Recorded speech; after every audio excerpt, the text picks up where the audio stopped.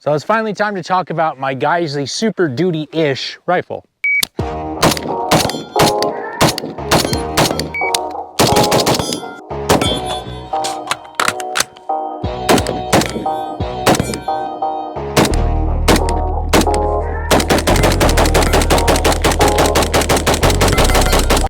Let's go real quickly. It is literally a Super Duty minus just a few parts. So we'll just do what they do in the beginning. We have a Geissele cold hammer forged 14.5-inch barrel.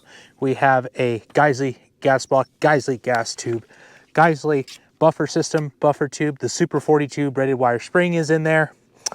We have a BCM bolt. We have Aero Precision M4E1 upper and lowers. You can see that on the other side. Okay, we do have a Magpul bad lever. We have the Geissele airborne charging handle. We have the Magpul K2 grip. I have this on all my rifles. It's what I like. I have the Magpul SL stock in OD. Let's see, what else? BCM angled grip on the front there. We have a Surefire M600 Pro with the light cap. I can't remember the company that makes it, but it's a light cap. So it covers up the lens of the light. Next to that Huxworks brake. Now, the point of this rifle was, my wife's like, you haven't built a really nice rifle in a while, so build yourself a nice rifle. And I said, okay. And this is a couple years ago. And I went online and Geissele was having a sale on a bunch of blim parts. And so pretty much everything I have here is blim or on sale. This Mark 14 M-Lock handguard, 13.5-inch is blim. I mean, literally everything in here is a blim basically, or on sale. I didn't pay full price for anything on here. And I really didn't know what I wanted to do with this rifle. I just knew I wanted a 14.5 because I haven't had one before. And I really, really like this form factor, especially if you consider my context in the Western United States, wide open spaces. Obviously, there's a lot of space out here. But as you can imagine, the Huxworks brake is kind of sticking out like a sore thumb. And that's because the intention of the Huxworks brake is to host a Huxworks suppressor. And I just haven't got there yet because my real job is farming. Therefore, I'm a member of the Poors. So I ran out of cash real quickly. And in the last few years, farming has been terrible. So I'm still part of the Poors. But no matter, I did have some ammo I found and we're out here. But as far as quality, is it worth the money? Because this is still a very expensive rifle. This is still a $2,000 rifle plus. As you see it, yes, that does include the light and this Hollow Sun 403C red dot with the Reptilia mount. I don't think this is permanent on here. There's nothing wrong with it. It's just that for my context, like we were talking about again, I think I'm going to end up with like a 1:8 primary arm scope or something like that on this. I think this needs to be a do-all rifle, and I think that's what the category is. I think I was considering building a 16-inch gun for my do-all stuff, and then I'm just like, you know what? No, because I want to have a suppressor, and 14.5 is basically there, and if I'm going to go any longer, I'm going to go 18, or I'm going to go 20 with 22 arc or something like that, and so it really doesn't make sense. Oh, this is a T-Rex Arms sling I just threw on here. I've been meaning to buy the adaptive defense sling, but I keep missing the emails, so there is that. But overall, what I can say is Geissele has a super awesome product in their Super Duty line.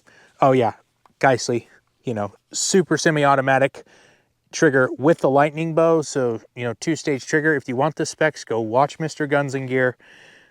All in all, this is a super awesome rifle. It's really fast. My trigger finger is out of practice and I cannot even begin to run this rifle as fast as I have in the past. Lower parts kit is also Geissele. I just have a standard 90-degree throw. I prefer 90-degree throw safeties. I feel like it's more positive. I don't really like 45 degrees, but whatever, you know, trips your fancy. I really do like this setup, how this rifle is set up. I like the Aero Precision upper and lower. I don't have anything wrong with the Geissele stuff. It's just that these two were also blims and they were on sale, and I've had a bunch of Aero Precision stuff in the past and I haven't had any issues with it. And this is the M4E1. So like you said, you get that flared magwell, you get the screws for the takedown pin, detent pin. And so I mean, they're still mil spec. I mean, these are all mil spec parts that fits on here really well. This is definitely not the, and like you said, you got the little Geissele guy under there.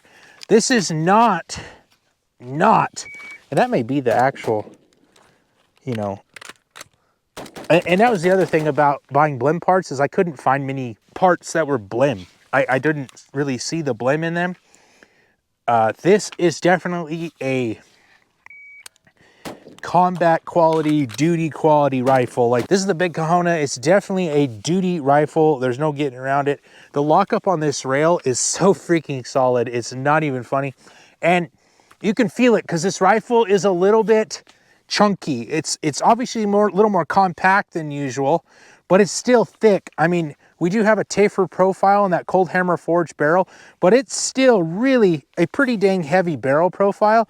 So it can obviously take pretty high round sustained. The super gas block in there is about as bulletproof as it comes. If I would have, you know, put the roll pin in there, but I didn't, and I've never had any problems otherwise. Surefire. I mean, surefire. But like I said, I don't think this is the final iteration of this rifle. I think I'm going to have this and play with it. But what I can say is Geissele Super Duty stuff is really, really, really nice. Yes, you pay for it, but it's probably worth the money. Yes, you're going to pay for the name inherently a little bit, but overall, it's probably worth it. And in the end of the day, this rifle is really fun to just really shoot fast. So, and see there, I missed the trigger pull again, but no matter, it works. It's awesome. You can see BCM bolt. I do have the back pull bad lever on there. Love it, hate it. I love it. I don't really care. But I'm just some farmer in Idaho who really doesn't know nothing about shooting or tactics or any of that stuff. I just like cool stuff and nice toys. Hope you guys like this video. Super Duty-ish. Get you one. If you can afford to spend the money on something a little bit higher quality, the Super Duty is that. I think it's overpriced, but it's that.